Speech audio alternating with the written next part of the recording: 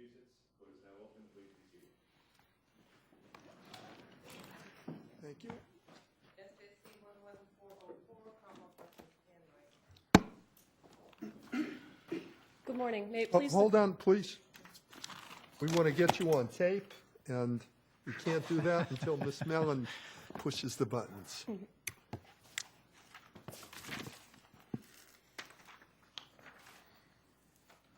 All right, let's proceed. Yes, good morning. Good morning. May it please the court, my name is Casey Sylvia, and I'm an assistant district attorney for Middlesex, appearing on behalf of the Commonwealth. With me is District Attorney Marion Ryan, who is prosecuting this case at the trial level. Your Honors, the motion judge in this case erred in dismissing 5 of the indictments, all of which involved behavior by the defendant's co-venture that fell well within the scope of the joint venture to commit an armed robbery of the Coles in Woburn, in which the defendant knowingly participated. Your Honors, the Commonwealth presented probable cause before the grand jury to believe that Dominic Snelly and this defendant planned a robbery for a month, they planned an escape route, and that the defendant's role was that of a lookout. The defendant knew that Dominic Snelly had been released from prison shortly prior to this incident, that he had done substantial amounts of prison time for armed robbery, and that he would go back to prison for life if he was caught. What is the evidence that he intended that Officer McGuire be shot, Well, Your Honor, assaulted?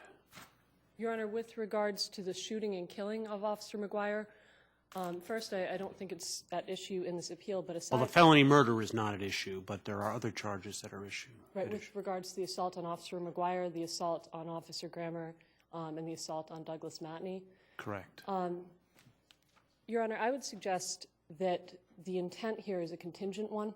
It's the fact that the defendant knew that he was going to do an armed robbery with an individual that was armed, and he was willing to see those assaults take place in order to effectuate the goals of that armed robbery. And you think there is evidence of that because of his participation in some aspects of the crime itself, the underlying armed robbery?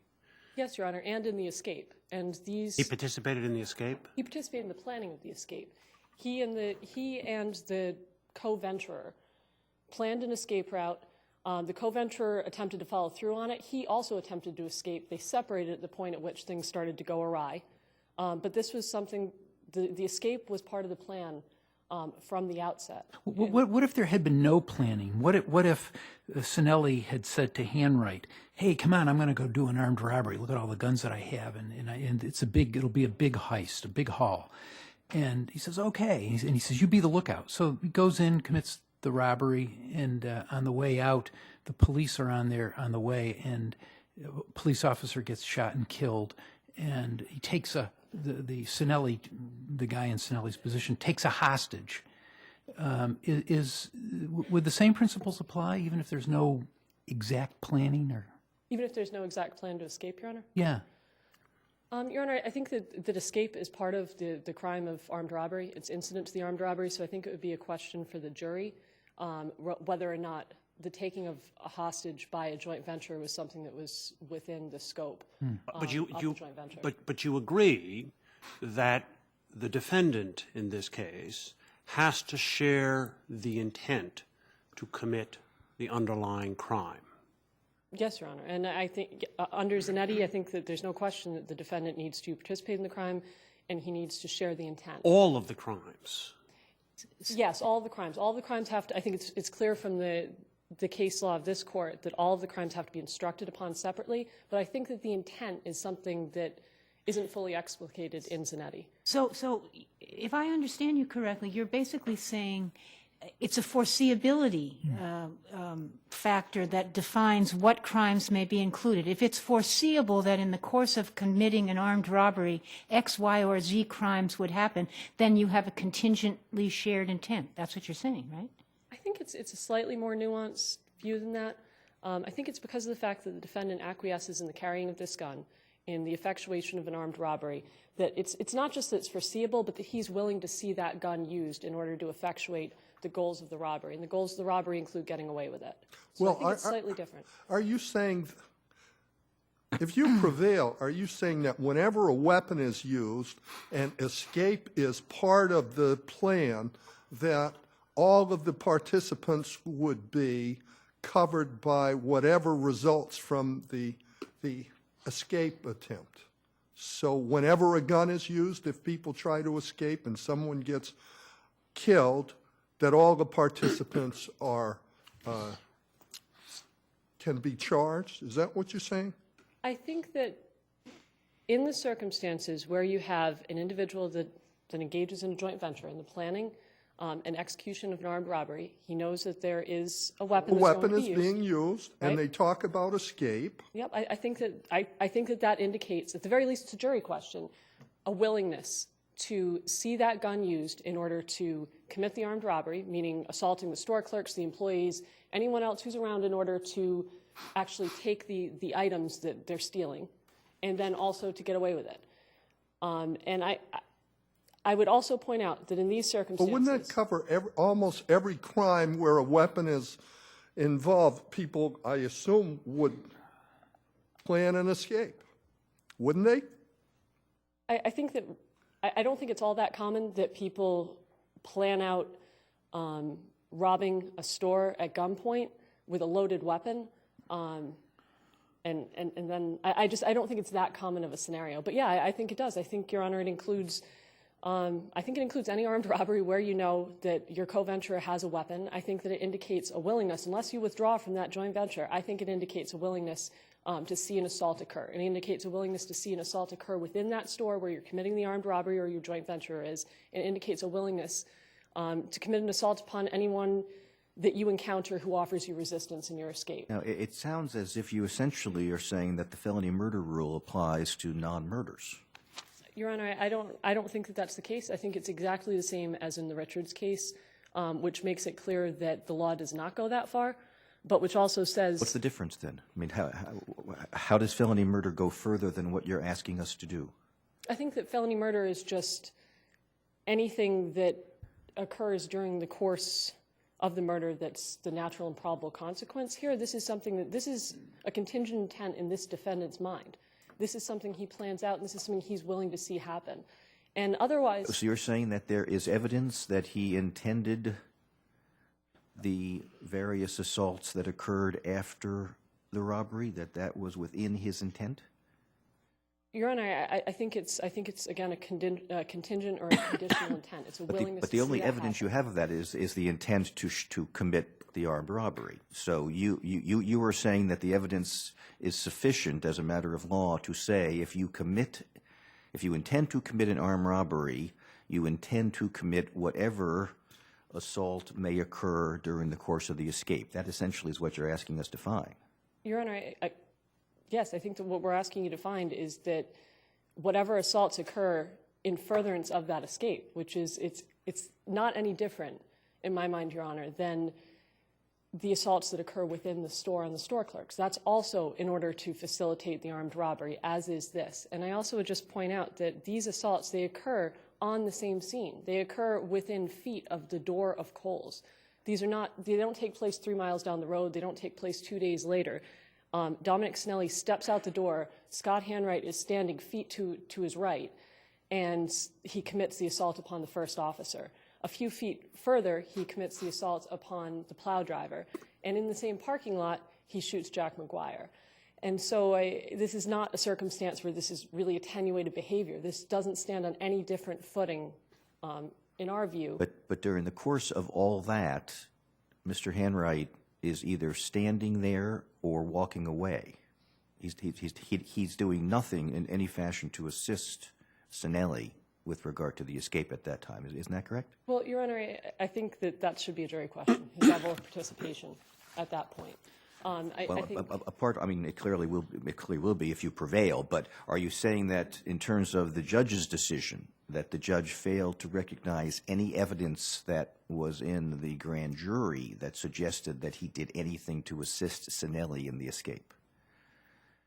Your Honor, I think the judge does say in his decision that Hanright was not an active participant in any of this, and I think that that's completely incorrect. I think under the case law that you see that not just that arguably Hanright is a lookout, but you also see in the case law that being a lookout can also help to facilitate the escape of the co-venturer in that it distracts the attention of the police. You have two different people, two different locations, and it divides the attention of the police when you're trying to facilitate that escape. So again, I think that that's a question that should go to the jury, that shouldn't be decided by the judge or frankly by this court prior to trial. And if Sinelli had been driving a getaway car, and they were both in the car fleeing from the police were in pursuit, and they hit a pedestrian who then dies from the automobile accident 2 miles away from the scene of the robbery, that's still felony murder, or at least potentially. I suppose potentially it is. It's not the facts. I think the facts here are much stronger than that because of the fact that this is behavior that really is within the scope of the armed robbery and the escape that's attendant to the armed robbery. Would you agree with me then, looking at the Richards case, that the jury would have to be specifically instructed that they needed to find that the defendant in the circumstances of the case had the intent to assault, whether it's Officer McGuire or the plow driver or the other officer? Your Honor, that's what Richards says. Right. Your Honor, I gave some thought to what I thought a jury instruction should be in this case, and my suggestion would be that the judge should instruct separately on the crimes in conformity with Richards and with, I believe, McMaster, and there's also a subsequent case from this court saying that the judge should have instructed on each separate crime. So I think that that's clear.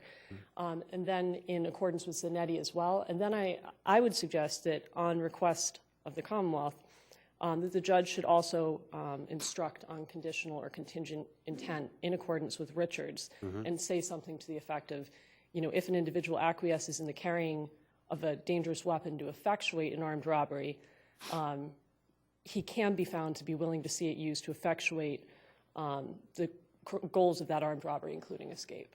So something to that effect. But I would suggest that it's appropriate to instruct on the substantive crimes, to instruct on Zanetti.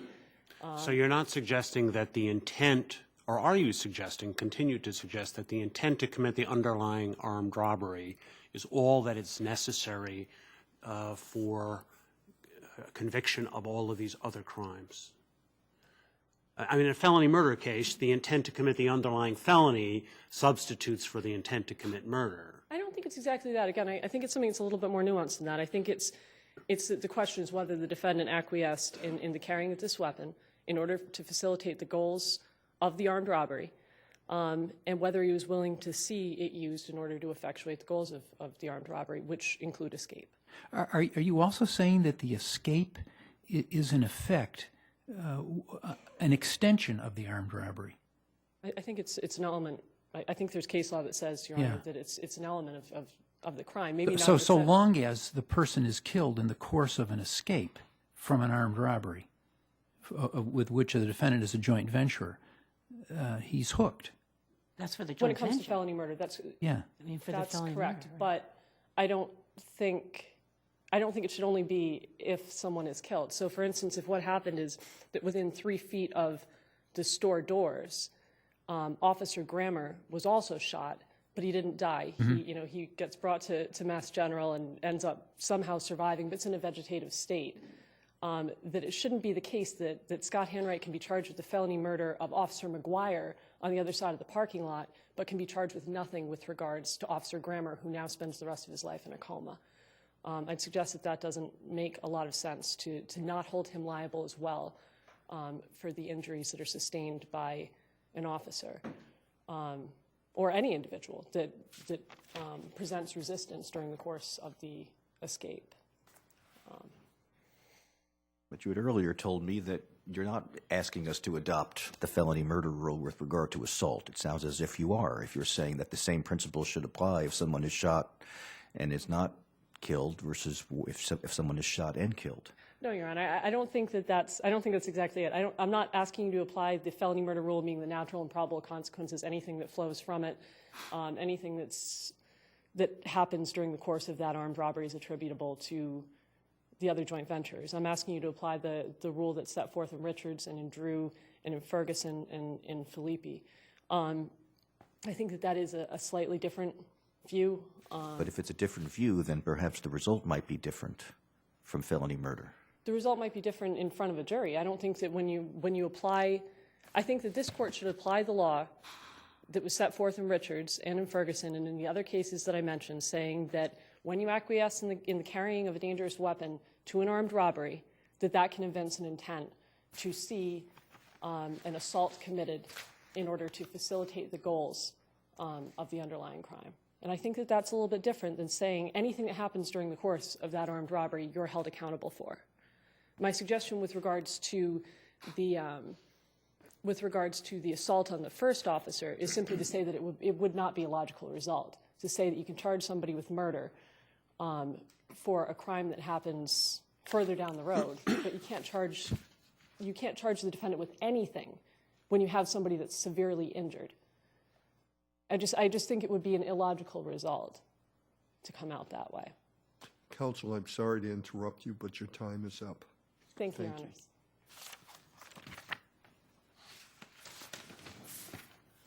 May it please the Court, John Osler for Scott Hanright. Actually, there are 6 counts that are dismissed here, one of them just in part.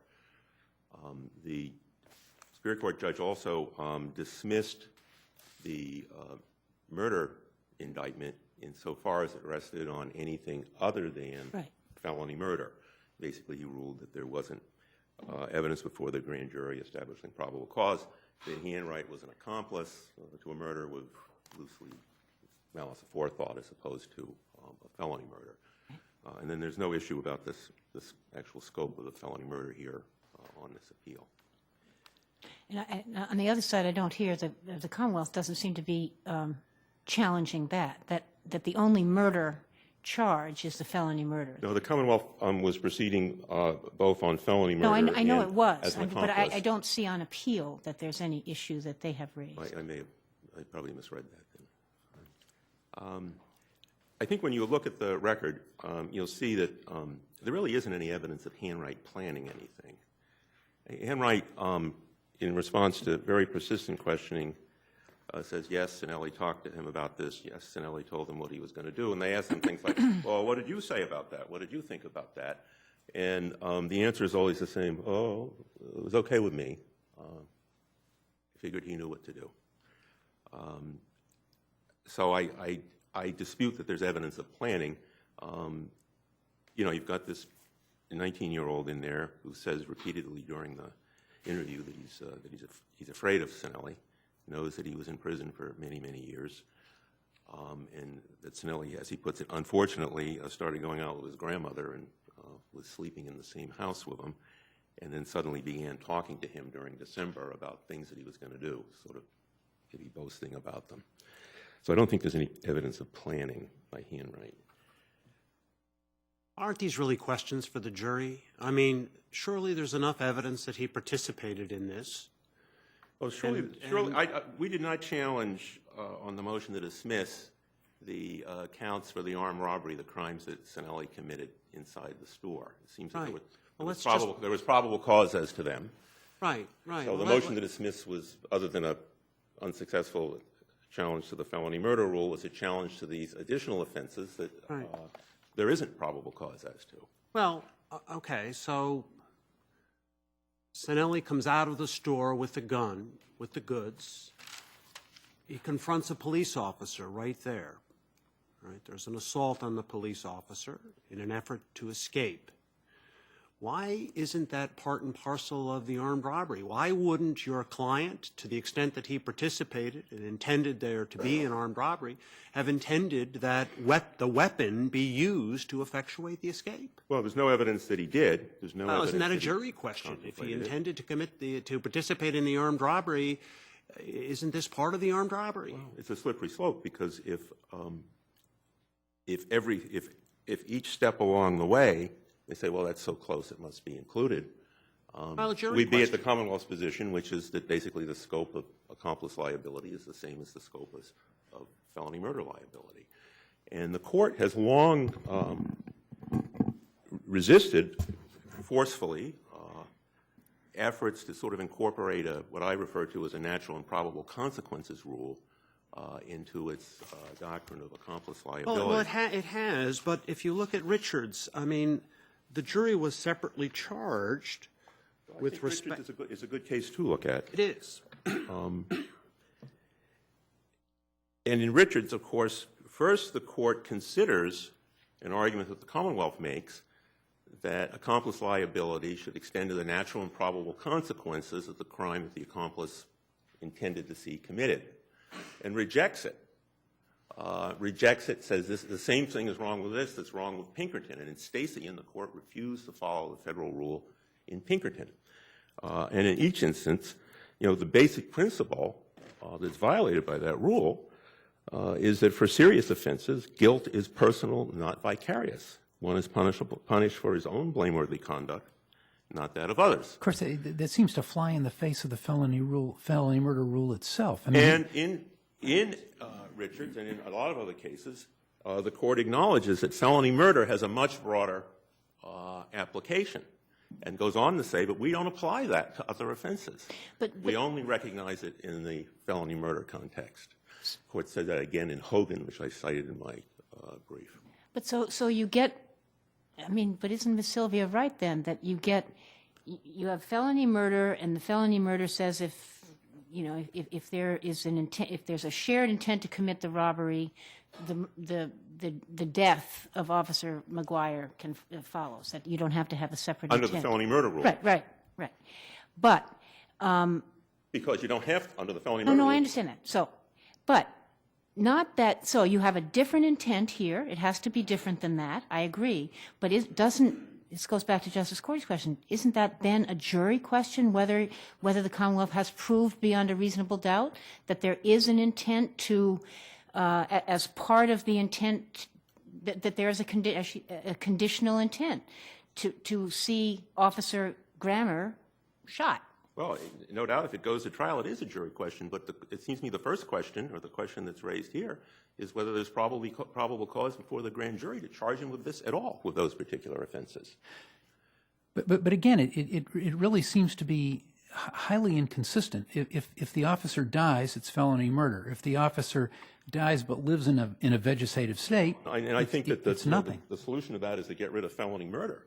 But I don't think that that's an argument to water down accomplice liability. It doesn't strike me as a plausible way to proceed. We'd have no distinction between these doctrines at all if we did that. So let's examine the scope. Let's assume in the course of the robbery at the counter, someone resists and that person is shot. Not killed, shot. All right? What would you say about that? I would say that that's within the intent to commit the felony. And again, Richards is instructive here. There are a lot of situations, even outside of accomplice liability, where someone sets out to commit a crime, and it turns out they don't do it quite as they intended, that the intent and the mental state doesn't quite match up with the results.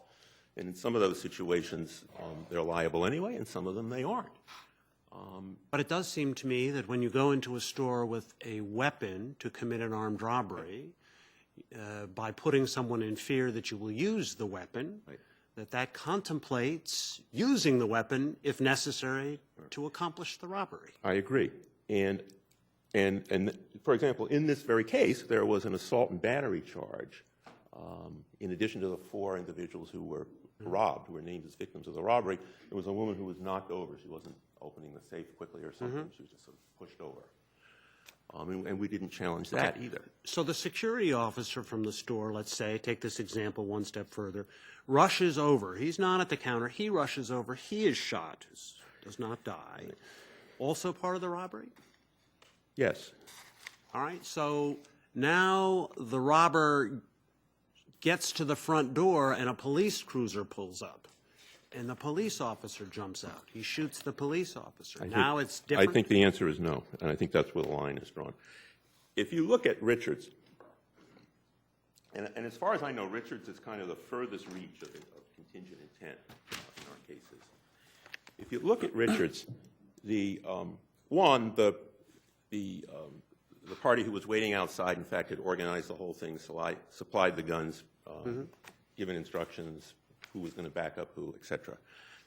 The police officer in Richards, who was shot, I think it was an armed assault and murder charge, had come into the store before the individuals had left with the money, and that's when he was shot. So in that case, as in some of the other contingent intent cases, the two crimes are very closely intertwined, including in terms of their elements. The police officer very well could have been named under the, I think it's the Thompson case I cited in my brief. You know, robbery is a crime against the person, not against property. And anyone who is protecting the property could be named, even as, in one of our cases, as even a customer in the store who came and tried to prevent the guy from taking the property could have been named as the victim in the robbery indictment. So the police officer is basically, if he's in the store confronting the guy, he's a potential victim. So there's an overlapping of the victim with the intended crime. There's an overlapping element of the offense, namely the use of force and the taking of the property. So they're very closely intertwined. In the Mangala case, or Mangula case, I think it's an appeals court case, which I also cited, the court there was a group of individuals that planned a burglary of a home. They were aware of the fact that the resident might be there. They didn't follow up on their plans to make sure that he was gone. They knew the guy in the car knew they were going to have a gun. They go inside and the guy is there. That's included. All right, that's included because there's overlapping issues of using force, of intent, in the same victim. Okay, and that's what happened in Richards, basically. But contingent intent is not a sort of a pathway to just sort of open up accomplice liability to everything and anything that happens. And it's also not an excuse not to prove intent. And I think in this case, you know, the problem is there's no probable cause to think that Hanright had the intent, contingent or otherwise. And that's why the judge correctly dismissed those counts. What do you say to your sister's argument that when they started with the general plan to commit this robbery and escape, that encompassed all of the behavior that occurred? Well, other than my disputing that there is a plan, he said that when asked, he said that. Well, let me ask you, if there had been a plan, would your position change? To tell you the truth, no. I think that he's got to have an intent to see this happen. There's got to be evidence some evidence that he has some intent to see this happen, and he doesn't. Do you know what cases in other states do? Well, I gather from an appendix to a United States Supreme Court case a couple of years ago that we're one of only 10 jurisdictions that does not have a natural and probable consequences extension of accomplice liability. So in the other 40 states, they wouldn't need to analyze contingent intent to accomplish that result. So I think there's probably not a lot there. And I don't know what the cases look like in the other 9 states. So the line you draw is the store? Is that which occurs within the store is within the line? That which occurs beyond the store? I think the line, and I think the line is what you can ascertain, and I agree that the contingent intent cases are where the issue is.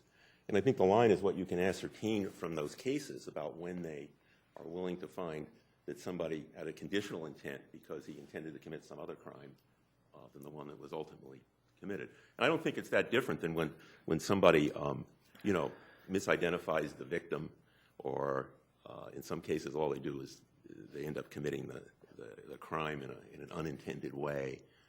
I think it's the same kinds of issues. But taking Richards as the furthest reach of that doctrine, this goes a lot further.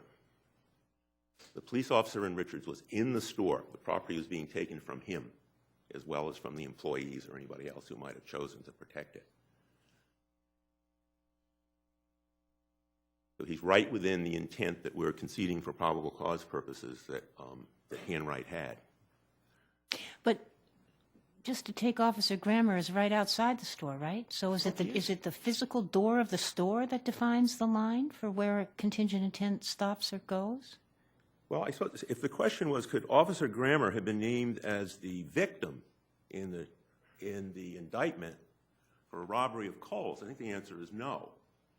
I don't think that everybody who chased the guy across the parking lot or down the street could be. I think if Officer Grammer had come in and tried to keep him from leaving the counter, the answer would be yes.